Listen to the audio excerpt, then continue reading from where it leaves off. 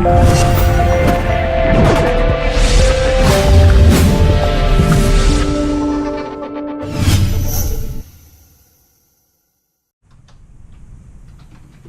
what's up, guys? Today I want to talk about the pullback buy I had in WDC. We don't usually gravitate towards pullback buys. We want that first meaty entry when we see the volume. But sometimes, frankly, you miss a trade. You miss the first entry, but this stock's not gone yet. You want to stalk it. You want to find the pullback. You need to maintain the price that you want in order to maintain that risk reward on your side. So today we did something we don't usually do. I bought a pullback in WDC. I called it out pretty well to the chat, what I wanted to see and what I ended up seeing and followed through, and now I'm in a pretty good position for the stock going forward. So I want to go over that buy, why I liked it, how I made a game plan on the fly, what I liked about it specifically, and how I executed the trade. Alright, WDC, let's get into it. Alright, so it's WDC. Here's the daily chart. Here's why we liked it so much. Alright, first off, just starting off, that's a beautiful macro wedge right there. I haven't watched this name for some time. Waiting for it to really consolidate and give us a nice move. It's been in a hyper uptrend. Its competitors, QRVO, all strong. Skyworks, give me that love. WDC, QRVO, come on. And AVGO, Vago, boom, feasting. So the whole sector's strong. Oh, those Skyworks. Alright, so here's this WDC. So we know the sector's strong. So besides that, we know this 90 is the trigger for the trade. But today it opened up around 85, 50, 86 bucks. Let's say, whatever. Open up down here. I don't want to buy when it's up $4 in the day, but I really want to be involved. You go to this thing's weekly chart. It is so tight. It's such a nice name that when it goes, you want to be involved. So this one looks awesome on the weekly, and now I got a decent price, and let's get into how I traded it. All right, so that was the daily. Just wanted to show you why we liked it. I love when the moving averages cluster like this: 8, 21, 50, 100 day, and the 200 day, all within $1 of each other in a name that moves like $4 a day. It's pretty. That's tight. That's how you know things are getting really tight and things should expand soon. So close it. All right, here's the 5-minute. So now here's where I typed this thing up today. It was about, look at this. Let's see the time down here. 9:55, 10 a.m., 10:05. This thing's trading around 88.75. So I want to show you how I traded today. Let's go to the Alpha Chat. 9:39.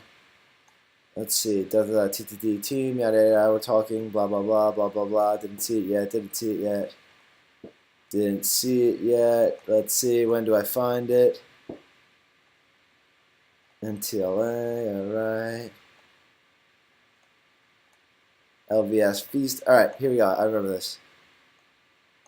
WDC. Fuck. That was because I missed it. This is when I found it. It was at 88, 89. So then I head over to the daily chart.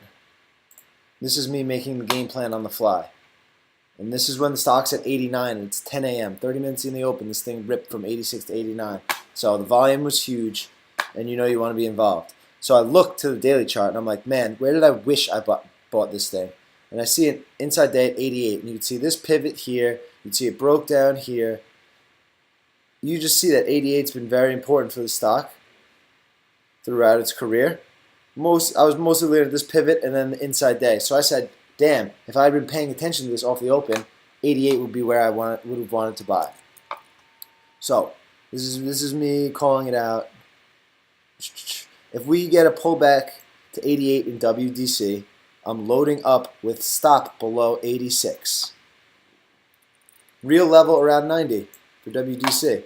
Yep, that's definitely, but the 88 is the previous resistance area, and that was the area I was just talking about right here. So we head back to the 5-minute.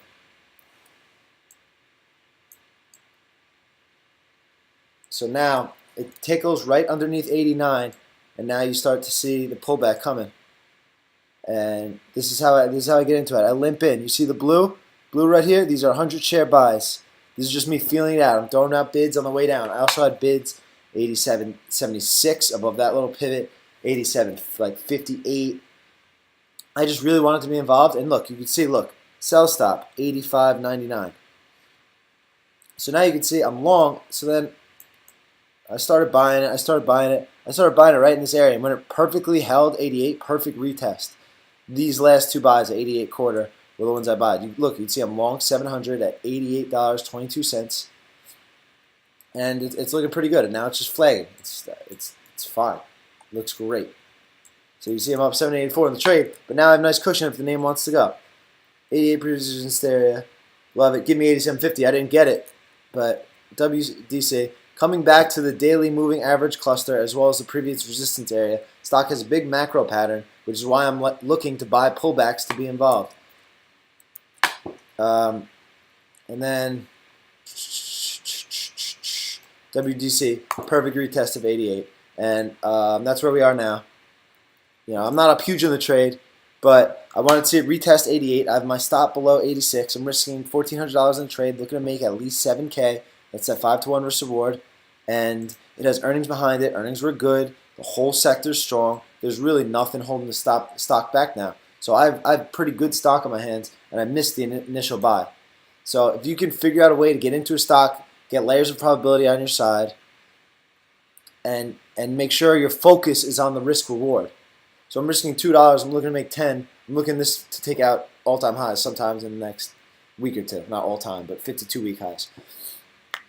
So that's my plan. I think it's a great plan. I got good stock. I snuck into the trade, called everything out, got some people involved. Good stuff all around. So this WDC is one to watch going forward, and that's how we look to buy pullbacks and make game plans on the fly and get into the names we like, even though we might have missed that first entry. All right? Good luck. Happy trading.